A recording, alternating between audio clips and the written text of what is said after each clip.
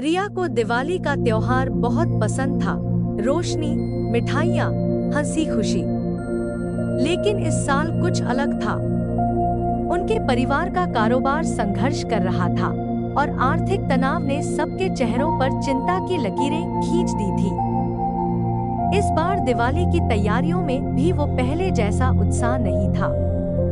रिया को त्योहार का जादू गायब सा लग रहा था और उसे लगने लगा था कि इस बार की दिवाली बिना किसी चमकदमक के बीत जाएगी। एक शाम मन में बेचैनी और निराशा लिए रिया अपने मोहल्ले में टहलने निकल पड़ी। आसपास के घर रंग-बिरंगी लाइटों से सजे हुए थे और हवा में मिठाइयों और फूलों की खुशबू फैली हुई थी। चलते चलते वो एक पुराने मंदिर के पास पहुंच गई, जहां एक बड़े पीपल के पेड़ के नीचे गुरुजी बैठे थे। वो अपनी दयालुता और ज्ञान के लिए प्रसिद्ध थे और हर जरूरतमंद की मदद करते थे। रिया का उतरा हुआ चेहरा देखकर गुरुजी ने उसे पास बुलाया और पूछा, क्या बात है बच्ची, इतने उदास क्यों हो? रिया ने कुछ देर सोचा और फिर अपनी चिंता उनके सामने रखी। इस साल की दिवाली में पहले जैसी खुशी नहीं लग रही है गुरुजी। घर में सबके चेहरे पर चिंता है। ऐसा लग रहा है जैसे दिवाली का प्रकाश ही खो गया है। गुरुजी ने ध्यान से सुना और मुस्कुराते हुए कहा, दिवाली सिर्फ हमारे घरों को रोशन करने के लिए नहीं है बेटा, ये हमारे दिलों में भी उजाला लाने का त्योहार है, खासकर तब जब हालात कठिन हों। रिया ने उत्सुकतावश पूछा, लेकिन जब सब कुछ इतना कठिन लग रहा है तब मैं अपने भीतर की रोशनी कैसे पा सकती हूँ? गुरुजी ने सहमति में सिर हिलाया और बोले, इसका जवाब एक कहानी में है। कई साल पहले एक छोटे से गांव में अर्जुन नाम का एक बालक रहता था। उसे हर साल दिवाली का इंतजार रहता था, खासकर पटाखों और दीपों का।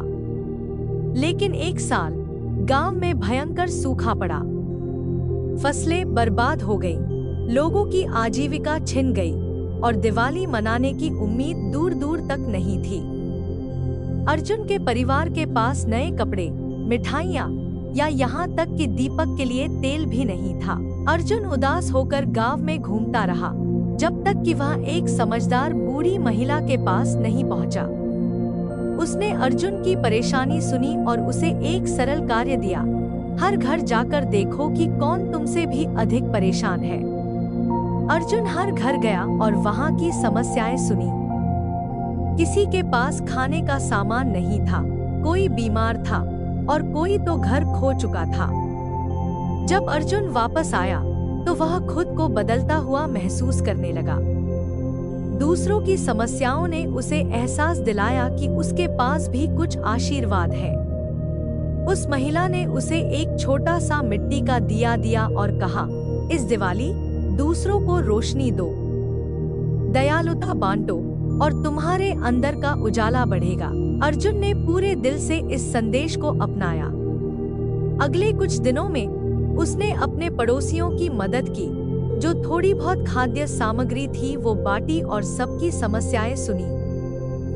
दिवाली की रात उसने अपने छोटे से खिड़की में वह मिट्टी का दिया जलाया। उसने देखा कि अन्य घरों में भी छोटे छोटे दीपक जलने लगे थे। गांव अब अंधकार में नहीं था, वहां एक सुंदर शांत रोशनी फैल गई थी।